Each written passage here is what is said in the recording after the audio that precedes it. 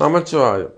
ஜெய் வராகி. உலகம் முழுவதும் வாழக்கூடிய வாராகி டிவி நேயர்கள் அனைவருக்கும் உங்கள் தாம்பரம் வாராகி ஈசனேசன் சுவாமிகளுடைய நல்லாசிகள், வாழ்த்துக்கள். ஜெய் வராகி, ஜெய் ஜெய் வராகி.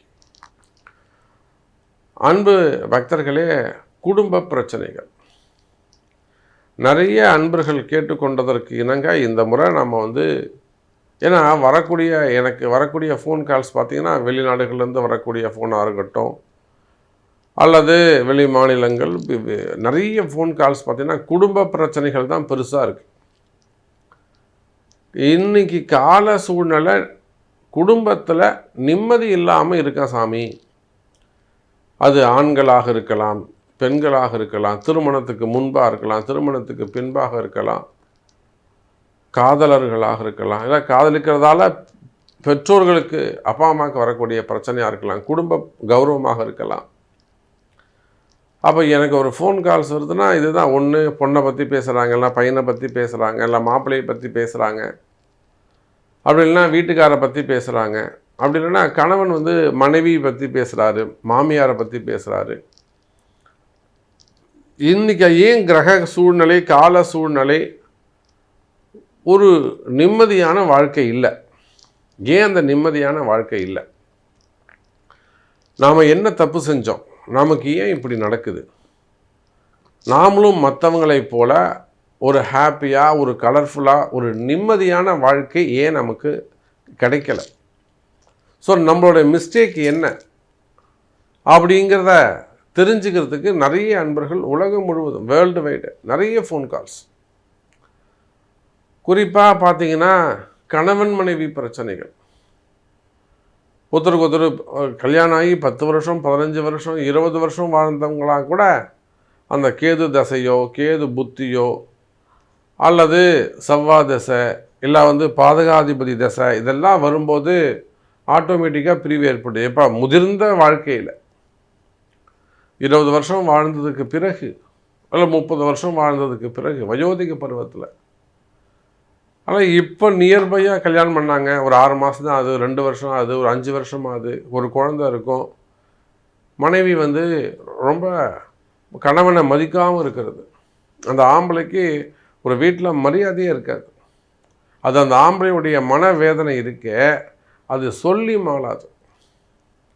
இவ்வளோ கஷ்டம், அவ்வளோ கஷ்டம்னு வீட்டுக்குள்ளே ஒரு ஆம்பளைக்கு ஒரு மரியாதை இல்லைன்னா அந்த ஆணுடைய மனநிலை எவ்வளோ கவலை, கஷ்டப்படும்ன்றது நமக்கு தான் தெரியும்.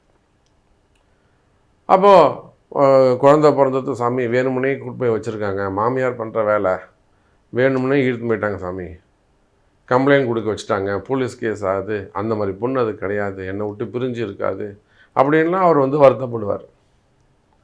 இன்னொரு பக்கம் பார்த்திங்கன்னா ஒரு குடும்பத்தில் அந்த மனைவி ஆங்கினவங்க அந்த குடும்பத்தையே எடுத்து தன் தலையில் போட்டு சுமப்பாங்க, குடும்பத்துக்காகவே உழைப்பாங்க. ஆனால் ஒன்று கணவர் மதிக்க தெரியாது, அம்மாவோட சேர்ந்துட்டு ஏதாவது ஒன்று பண்ணுவார், இல்லை கணவர் சப்போர்ட் இருக்கும், மாமனார் மாமியார் சப்போர்ட் இருக்காது.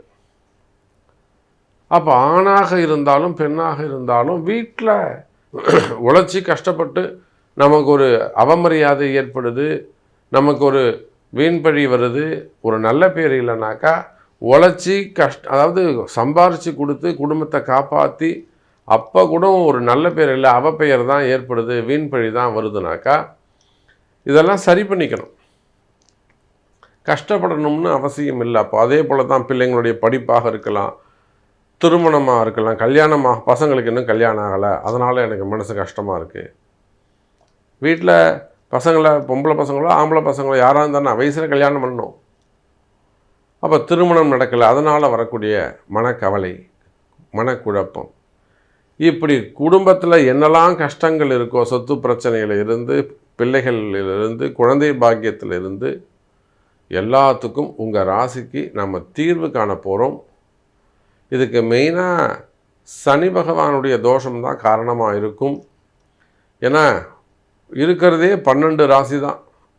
இந்த 12 ராசியில் 7 ராசி எப்படியாவது சனி பகவான் ஆட்டி படைக்கிறார் எப்பொழுதுமே. இப்போ 7.5 சனின்னா 3 ராசி, கும்பம், மீனம், மேஷம். அதே போல் கண்டகச்சனி, அஷ்டமசனி, அர்த்தாஷ்டமசனி, சிம்மம், கன்னி, தனுசு, இது போக சனியுடைய பார்வை ரிஷபத்துக்கு. அப்போ 7 ராசி போயிடுச்சு. இது போக ராகு கேதுவால் 2 ராசி போயிடும். அப்போ 7 2 9 ராசி போயிடுச்சு. அப்போ ஒரு 3 ராசி தான் பேலன்ஸ் நிற்கும். அப்போ எப்படி பார்த்தாலும் 12 ராசிக்கும் இருக்கக்கூடிய குடும்ப பிரச்சனைகள், வீண்பழி அவமானங்கள், வீட்டில் மரியாதை இல்லாமல் இருக்கிறது, இது எல்லா பிரச்சனைக்கும் தீர்வு தனித்தனியாக பார்க்கலாம் வாருங்கள். கடகராசி. கடகராசிக்கு நல்ல காலம் பிறந்திருக்கு. கவலை வேண்டாம் உங்கள் எல்லா பிரச்சனைக்கும்.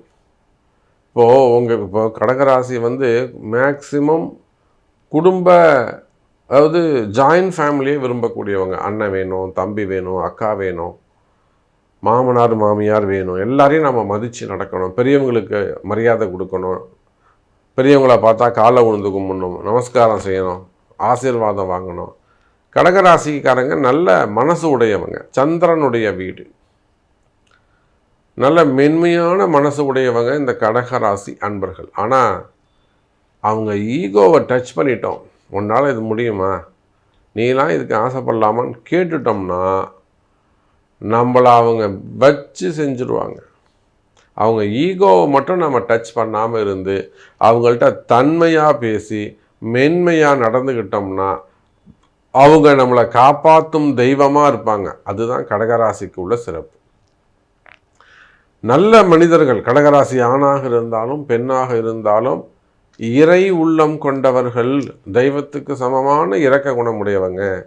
ஆனால் அவங்கள டச் பண்ணிட்டீங்க, அவங்கள ஒரு உதாசீனம் செஞ்சிட்டீங்க, அலட்சியப்படுத்திட்டீங்க, ஒரு அவமானப்படுத்திட்டீங்கன்னா நீங்கள் அத்தோடு காலி. உங்கள் முன்னாடி வாழ்ந்து காட்டக்கூடிய மனம் படைத்தவர்கள் உடைச்சி பிச்சை கூட எடுப்பாங்க, மூட்டை கூட தூக்குவாங்க. உங்கள் முன்னாடி அவங்க வாழ்ந்து காட்டுவாங்க, நிலையாக நின்று வாழ்ந்து காட்டுவாங்க. அப்பேற்பட்ட வைராக்கியம் உடையவர்கள், வைராக்கிய குணம் படைத்தவர்கள், வாழ்ந்து காட்டக்கூடிய திறமை படைத்தவர்கள் இந்த கடகராசி அன்பர்கள். அப்போ கடகராசிக்கு 1000 இப்போ நான் சொல்லிட்டேன், எல்லாத்துக்கும் பதில் சொல்லிட்டேன். இதில் உங்களை யாரெல்லாம் இன்சல்ட் பண்ணியிருப்பாங்க, நீங்கள் கடந்து வந்த பாதை என்ன, குடும்பத்தில் உங்களுக்கு என்ன மாதிரியான பிரச்சனைகள் இருந்திருக்கும், மேபி அது உடன் பிறந்தவர்களாக இருக்கலாம், அக்கா தங்கியாக இருக்கலாம், அண்ணன் தம்பிகளாக இருக்கலாம், அல்லது மாமனார் மாமியாராக இருக்கலாம், இல்லை கணவன் மனைவியாக இருக்கலாம். அப்போ யாராக இருந்தாலும் சரிதான், உங்களுக்கு அதில் ஃபேமிலியில் வரக்கூடிய வீண்பழி அவமானங்கள்லாம் அதிகமாக சப்போர்ட் இருக்கிறது. மெயினாக கணவன் மனைவி பிரச்சனை உங்களுக்கு இல்லைனா கூட தம்பிக்காக இருக்கலாம், தங்கச்சிக்காக இருக்கலாம், அக்காவுக்காக இருக்கலாம், அவங்க ஏதாவது பிரிஞ்சு இருக்கலாம், இல்லை ஏதேனும் ஒரு அக்கா மாமா ஒரு தப்பு பண்ணியிருக்கலாம். அந்த தப்பால் குடும்பத்தில் வரக்கூடிய பிரச்சனைகள், புரியுதுங்களா? அப்போ இதுக்கெல்லாம் கிட்ட இருந்து சரி பண்ணக்கூடிய கடகராசி அன்பர்களே, பசங்க சொல்கிற பேச்சை கேட்காமல் இருக்கிறது, மெயினாக பசங்களுடைய படிப்பு, அடுத்து என்ன படிக்க வைக்கலாம், ஹையர் ஸ்டடீஸ்க்கு வெளிநாடுகளுக்கு அனுப்பலாமா, இல்லை ஏதாவது coaching centre, extra coaching centre ஏதாவது சேர்த்து விடலாமா, இந்த மாதிரியெல்லாம் உங்களை பிள்ளைகளை பற்றிய கவலைகள், மெயினாக படிப்பு, ஹையர் ஸ்டடீஸ் சாமி, இல்லை அதில் திருமணம், கல்யாணம் ஆகாமல் இருக்கிறது, இல்லை நிறைய மாப்பிள்ளை பார்த்து அதில் மாப்பிள்ளை அமையாமல் இருக்கிறது, பொண்ணு அமையாமல் இருக்கிறது. நானும் எவ்வளவோ கோவிலுக்கு போகிறேன் சாமி, போகாத கோவில் இல்லை, செய்யாத பரிகாரம் இல்லை, ஏற்றாத தீபம் இல்லை, ஆனால் அந்த தெய்வம் கண் திறந்து பார்க்கல. இதெல்லாம் கடகராசி தான். இது பூரா இந்த மாதிரி புலம்புறது, எனக்கு மட்டும் ஏன் சாமி இவ்வளோ கஷ்டம் அப்படின்னு ஒரு ஆள் கேட்குறாங்கன்னா அவங்க நிச்சயமாக கடகராசியாகத்தான் இருப்பாங்க. அவ்வளோ முயற்சிகள். அதனால தான் சொன்னேன், கடகராசி என்பவர்கள் சாதிக்க பிறந்தவர்கள், சாதித்து காட்டக்கூடியவர்கள், ஜெயிச்சு காட்டக்கூடியவங்க, என்னால் முடியும் அப்படின்னு சொல்லக்கூடியவர்கள் தான், தைரியசாலிகள் தான் கடகராசி அன்பர்கள். அப்போ உங்களுக்கு எது எல்லாம் தடையாக உள்ளது, எனக்கு இந்த விஷயம் நடக்கவே மாட்டேங்க சாமி, நானும் எவ்வளோ முயற்சி பண்ணிட்டேன். அது குழந்தை பாக்கியமாக இருக்கலாம், திருமணமாக இருக்கலாம். மெயினாக குழந்தை பாக்கியம். கணவன் மனைவி இடையே வரக்கூடிய பிரச்சனைகள் அல்லது ஈகோ ப்ராப்ளம், மெயினாக குழந்தை பாக்கியம் பற்றிய மனக்கவலைகள். கல்யாணமாகி 3 வருஷமாவது 6 வருஷமாவது நிறைய நீங்கள் எவ்வளோ பெரிய ஜோசியரை பார்த்துருந்தாலும் எனக்கு கவலை இல்லை. நமக்கு வாராகி சொல்கிறது தான் கணக்கு, உத்தரவு. அப்போ நாம் ஒரு சாதாரண ஒரு கோவில், ஒரு ஒரு குடிசையாக இருக்குது, நாம் இன்றைக்கி நான் சொல்லி அந்த கோவில் கோபுரமாக மாறி இருக்குன்னா எனக்கா பெருமை? அந்த உள்ளே இருக்கிற சாமிக்கு, தெய்வத்துக்கு தான் பெருமை. அந்த அம்மன் கோயில் அவ்வளோ அழகாக கட்டியிருக்கேன் என்ன சொல்லுவாங்களே தவிர சாமி சொன்னார்னு யாரும் சொல்ல மாட்டாங்க. அதே போல் அதனால் எனக்கு ஏதாவது வருமானம் இருந்ததான்னு அதுவும் கிடையாது. அப்போ அதை போல் கடகராசி என்பவர்களே, உங்களுடைய அநேக கஷ்டங்கள் இருக்கலாம். கணவன் மனைவி பிரச்சனையாக இருக்கலாம், குடும்ப பிரச்சனையாக இருக்கலாம், திருமண பிரச்சனையாக இருக்கலாம், காதல் பிரச்சனையாக இருக்கலாம். எனக்கு என்ன வந்தது? உங்கள் பிரச்சனைகளுக்கு தீர்வு உங்கள் பிறப்பு ஜாதகத்தில் உண்டு. புரியுதா?